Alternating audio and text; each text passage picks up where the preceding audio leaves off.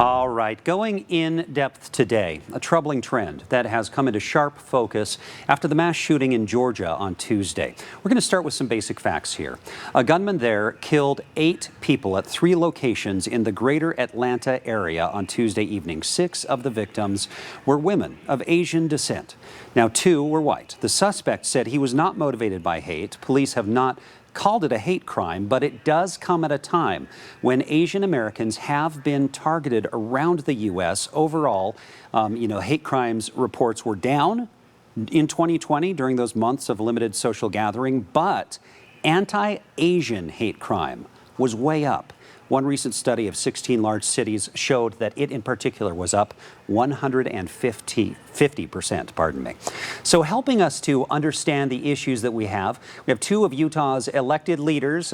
Now we have State Senator Janie Iwamoto of Holiday and State Representative Karen Kwan of Murray, both Democrats. I'm so glad to talk to both of you right now. I'm sorry about the subject matter, but I do want to get your perspective on what's happening in our country, not just this week, but it's been going on for the better part of a year. What are you hearing? Are these things happening locally? Are you experiencing anything locally?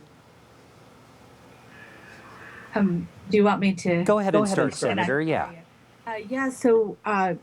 as you said, there have been nationally 3,800 documented reports of anti-Asian violence around the country, and it's interesting because we have not as many documented here, but we have had reports of it, and I think a lot of it is fear coming forward. And notably, too, I wanted to just say that of those 3,800, 70% are against women and Asian American Pacific Islander women. So it's been a really tough time because with what happened in Georgia and now our communities are suffering. They're taxed emotionally, and even though if that doesn't end up being racially motivated, I don't know, but it has had an impact. And it's not something new, but it did surge after the pandemic this last year when it was commented about how it is the Wuhan flu and others. And it did surge. You brought a lot up there, and I want to unpack some of that. Let's start where you began in terms of talking about what we're seeing locally. Maybe not as many reports of violence, but Representative Kwan, are you hearing from folks, or are you personally experiencing any sense of an increased bias? Yes, we're hearing stories, so there's lots of anecdotal evidence. Even though Utah has not any reported hate crimes against Asian Americans, we have gotten a report from our Department of Public Safety that puts cases for Asian and Pacific Islanders for intimidation, or against Asian and Pacific Islanders for intimidation, simple assault, aggravated assault. We're seeing about 800 of those since May 2020. So we're seeing that. But since yesterday, I know Senator Iwamoto also have received lots of emails and texts from our community members talking about incidences that they have experienced but may not have reported. And I think that's an important piece here. And thank you for giving us this time to talk about why it's so important for our community to be reporting these incidences. Yeah, and for the rest of us to be aware of it, because I think for so many of us, it's really baffling, the notion that people would blame a virus on a particular group of people or something like that. Now, Senator, the political conversation nationally, did that spark any of this, do you think, and how, if so? Of course, the divisive nature. I want to point out, yes, they have proved the surge that's happening all across the country. And I want to say, too, that it's not something that is new.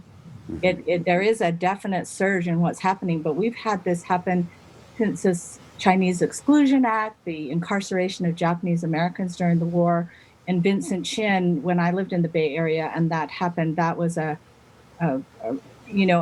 and I just want to add too, when these acts of violence and things happen, it's not just against like the Wuhan flu, they said, or whatever against the Chinese community. It's attack on the whole Asian Pacific Islander and Asian American Pacific Islander community. And it's hard to watch. I've seen it over and over again. And when I lived in the Bay Area and Vincent Chin there was about the Japanese and the automotive industry, and that was then, it was the same thing. I saw attacks on a lot of the elderly too, how they're being right now pushed and